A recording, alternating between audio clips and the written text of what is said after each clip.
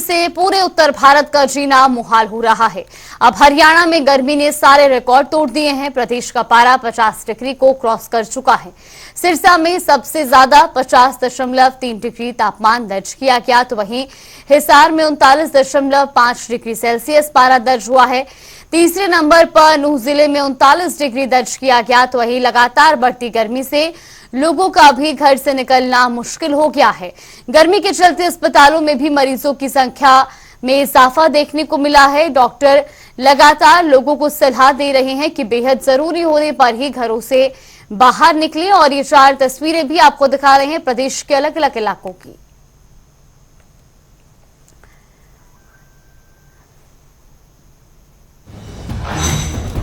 तो प्रदेश में एक बार फिर सिरसा सबसे गर्म शहर रहा। आपको बता दें कि सिरसा का अधिकतम तापमान 50.3 डिग्री सेल्सियस दर्ज किया गया है। इसके अलावा हिसार में भी तापमान 39.75 डिग्री सेल्सियस दर्ज किया गया। महेंद्रगढ़ का तापमान 48.8 डिग्री पहुंच चुका है। इसके साथ ही नूह की बात की जाए, नूह में तापमान 39 डिग्री दर्ज किया गया है। तो जींद का अधिकतम तापमान 48.7 डिग्री सेल्सियस तक रहा।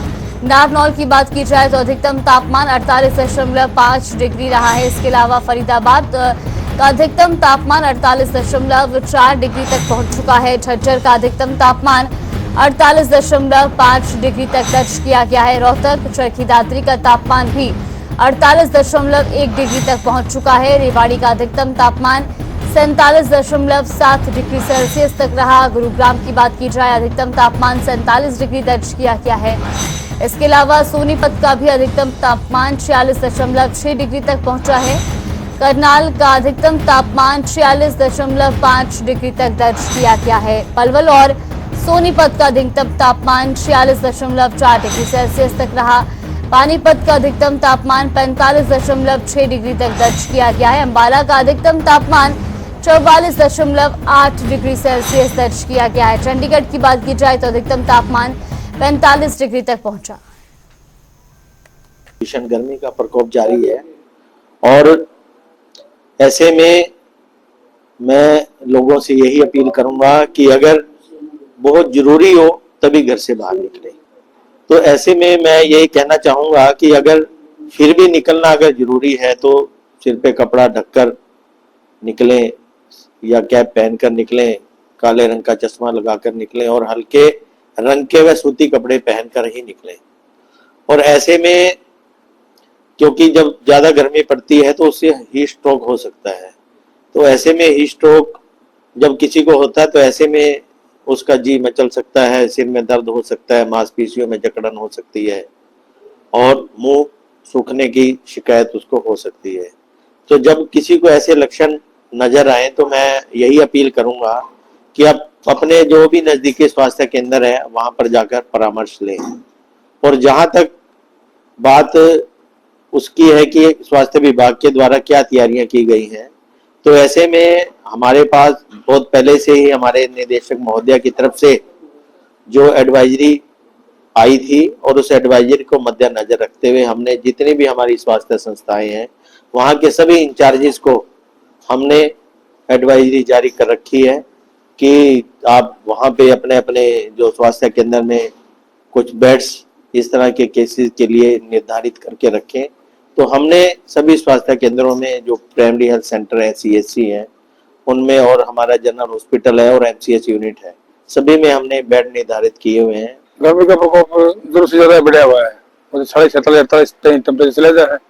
इसमें जो है आम आदमी भाई लोग से बचने के लिए सर पर अपना कपड़ा ढक के रखा है, लोगों में जान से कम बचाए, फिजूल में इधर उधर नहीं घूमे, जरूरत पड़े तो बाहर लग रहे।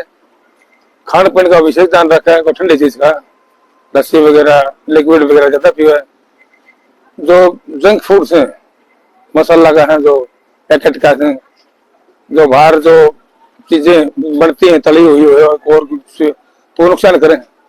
तो गर्मी में सेट देंगी तो इन्फेक्शन होगा तो पीलिया का चांस हो जाए। आजकल खाना पीते अगर होगा तो पीलिया भी होगा, इसलिए उन चीजों से बचा है।